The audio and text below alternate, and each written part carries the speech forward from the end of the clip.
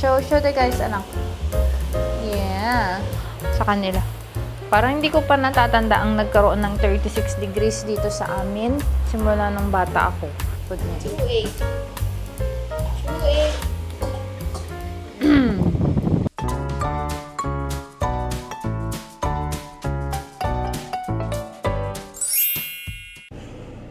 2-8. Let's go! Magda-drive tayo. We're going to town. Let's go, Aliyah. Tanggalin ko muna to. Papa, iringan natin ang baby. So, let's go!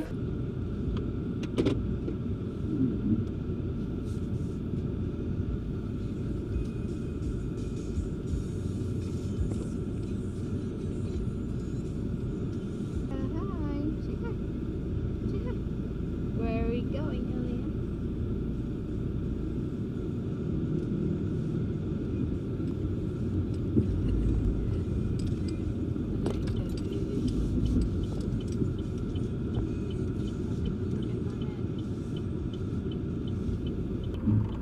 Let's go.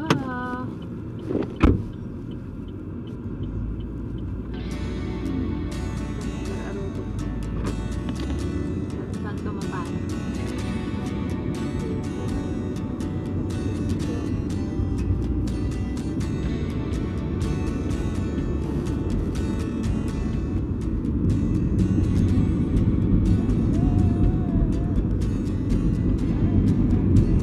Saan po dali yan? Masyal. Magpairing. Sino dati, Jayma? Si midwife. Ada.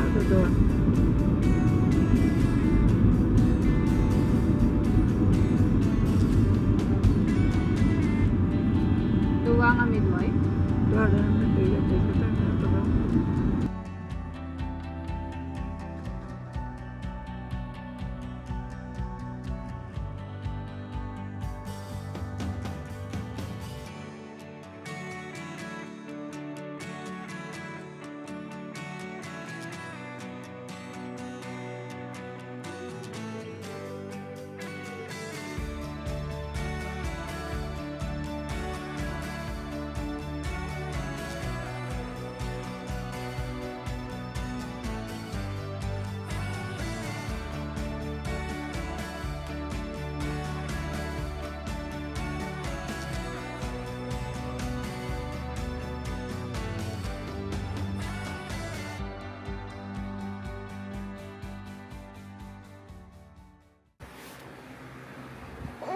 Okay. Ibang mukha Ate, ibang mukha.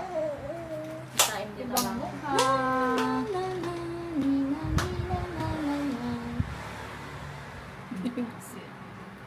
Amo na yan siligmit ha? Yung sigat pa alalay. Galing ako. Diyos ko, sulat pa lang yan, bebe. Challenging Pag ba? malikot, oo. Malikot kasi matatagalan tayo, baby.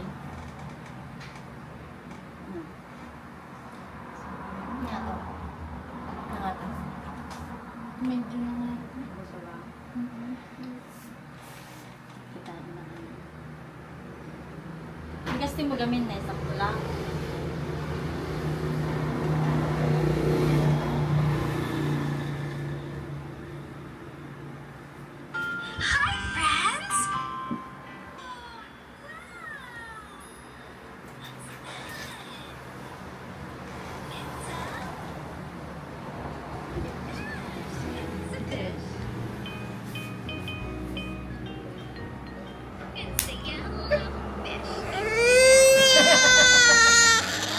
Sorry, baby! Ingat sama na. It's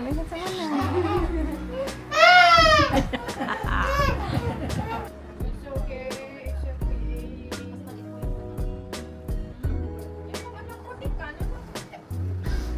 Ang ganda ng ring ah.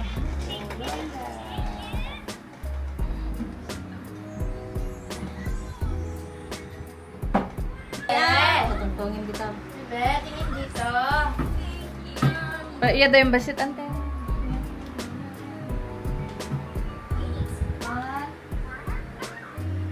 Ay!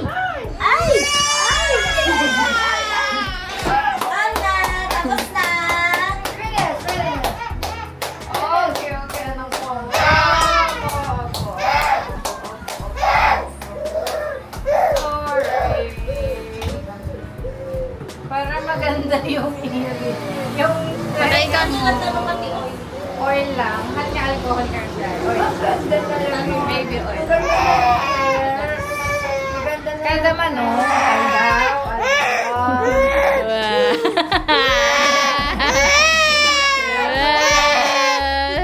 Oh, so great. It's so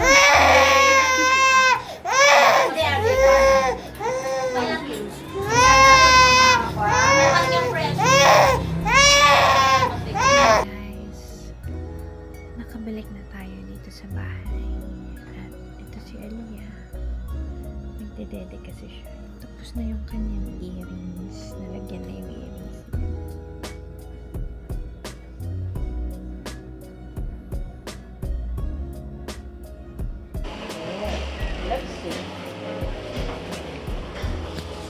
She loves it.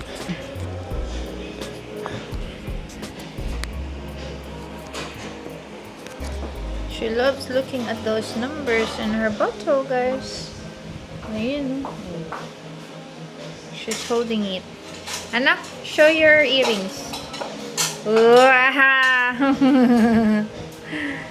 Uy! Nagisandag ka na, hindi pa lang. Oh, we're having chicken curry. Cooked by mommy. Yeah. Mahilig kanton sa amit timat anak ko. It never naman gusto ni mami ang mat.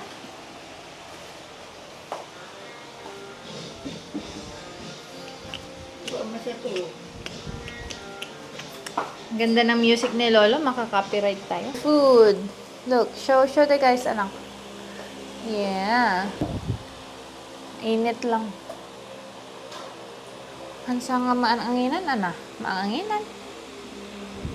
Maan. Amin eh. Okay, ikaw muna bago pag-yapin na naman. Diba ako? Eat mo na siya, ate. Rice. Rice. Parang fries, anak. Potato fries. Diba?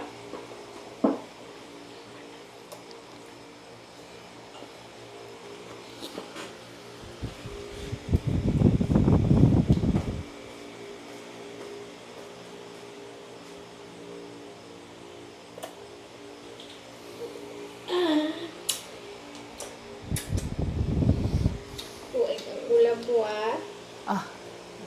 Pakita niya kay Lola yung food niya. 2 egg. 2 egg. Gosh. Wendy.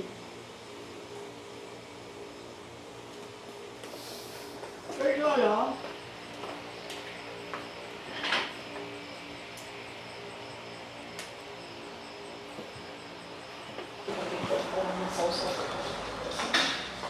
Wala na sila naman.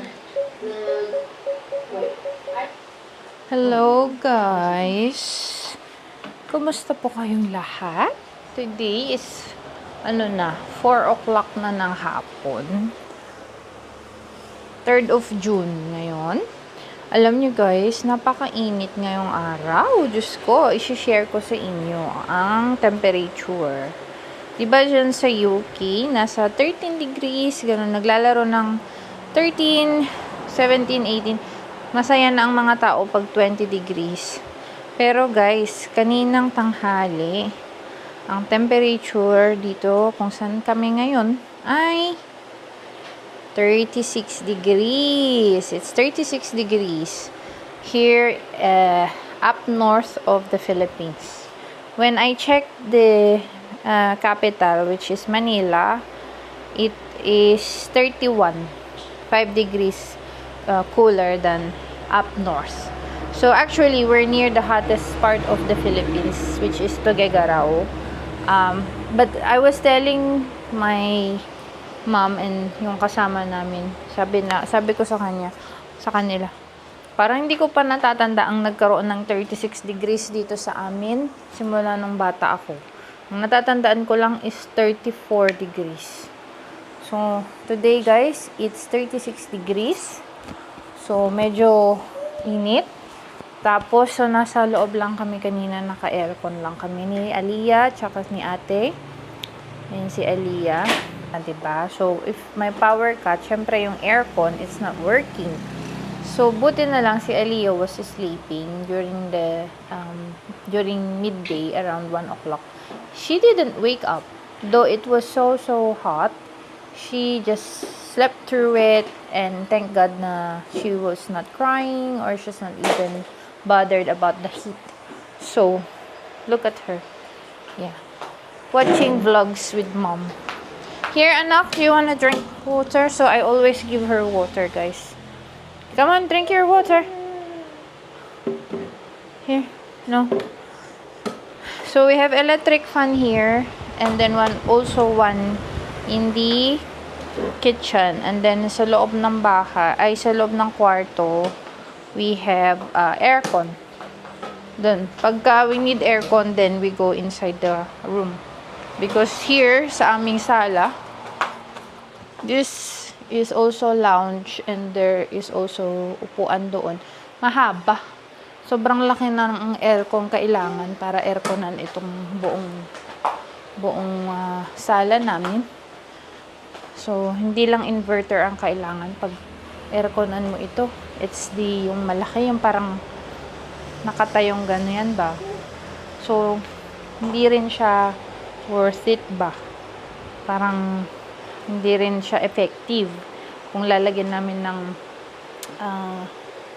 kumbaga yung ang tawag doon, inverter ba yon na aircon. So, anyway, sabi ko, 1 month na lang naman kami here. 1 month. 2 weeks, I should say. And then, mag-move na kami sa Manila and Boracay. And then, uuwi na ng UK. So, yeah. That's the update, guys, for today. It's so hot. I think it's the hottest temperature I've seen since we got here in the Philippines. 36 degrees. When we landed in Manila, it was 35.